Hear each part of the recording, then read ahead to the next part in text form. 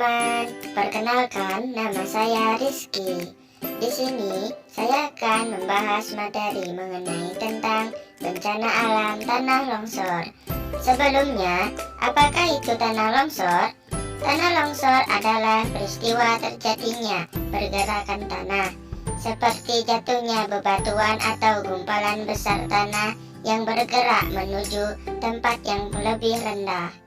Nah, di sini ada kakak saya yang akan menemani saya untuk menjelaskan lebih lanjut. Assalamualaikum warahmatullahi wabarakatuh. Om Swastiastu. Hai teman-teman, selamat datang di video pembelajaran bencana alam tanah longsor.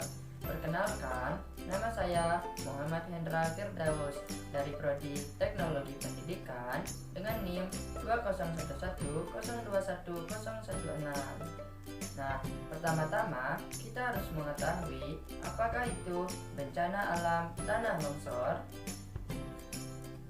Nah, bencana alam adalah peristiwa yang ada di bumi dan dianggap merusak. Kerusakan tersebut dapat berupa kerusakan material dan non-material. Nah, kemudian tanah longsor adalah salah satu jenis bencana alam yang terjadi akibat pergerakan tanah atau batuan yang menyebabkan jatuhnya gumpalan tanah ke bawah. Nah, selain itu, adapun penyebab terjadinya tanah longsor yaitu erosi. Erosi tanah bisa disebabkan karena berbagai hal seperti aliran yang terlalu deras, sungai-sungai maupun gelombang laut. Erosi tanah ini bisa menyerang bagian kaki-kaki lereng sehingga bertambah curam. Nah, penyebab yang kedua adalah gempa bumi. Gempa bumi berupa getaran yang ada di dalam bumi atau tanah. Getaran yang berasal dari gempa bumi bisa merupakan getaran yang kuat, sedang maupun ringan.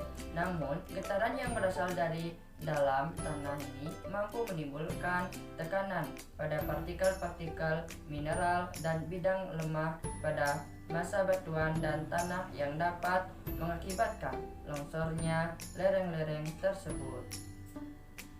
Dan penyebab yang ketiga yaitu tingginya curah hujan. Ketika curah hujan ini deras, maka aliran air hujan akan menghantam tanah yang ada di permukaan bumi. Hal ini jika terjadi secara terus-menerus, maka tanah yang tidak kuat, tanah yang miring dan berada di lereng akan tidak dapat menahan aliran air dan terpaan air hujan, sehingga lama-kelamaan hal ini akan menyebabkan tanah longsor. Selain adanya penyebab terjadinya tanah longsor, adapun jenis-jenis tanah longsor. Jenis-jenis tanah longsor yaitu yang pertama, longsoran translasi. Longsoran translasi merupakan longsoran yang terjadi pada tanah yang mempunyai bentuk topografi rata atau bergelombang landai. Tanah longsor translasi ini merupakan kondisi di mana material tanah pada tanah bertopografi datar atau bergelombang landai ini bergerak. Dan jenis yang kedua yaitu pergerakan blok. Pergerakan blok merupakan pergerakan batuan yang berada di dalam tanah yang terjadi pada bidang yang datar atau landai.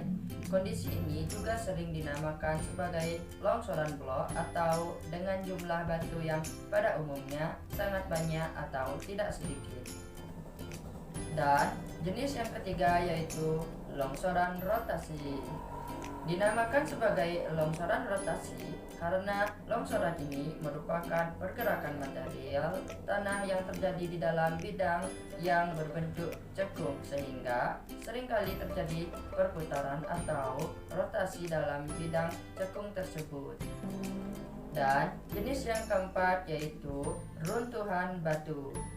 Runtuhan batu merupakan kondisi di mana terjadinya runtuhan batu secara langsung dan juga terjun bebas dari atas ke bawah. Hal ini dapat terjadi pada bukit yang terjal dan mempunyai lereng yang curam. Nah, teman-teman sekalian, setelah kita mengetahui apakah itu bencana alam tanah longsor, kemudian apa saja penyebab terjadinya bencana alam tanah longsor, dan apa saja jenis-jenis dari bencana alam tanah longsor tersebut. Nah, kemudian kita juga harus mengetahui apa saja dampak-dampak dan upaya pencegahan dari bencana alam tanah longsor.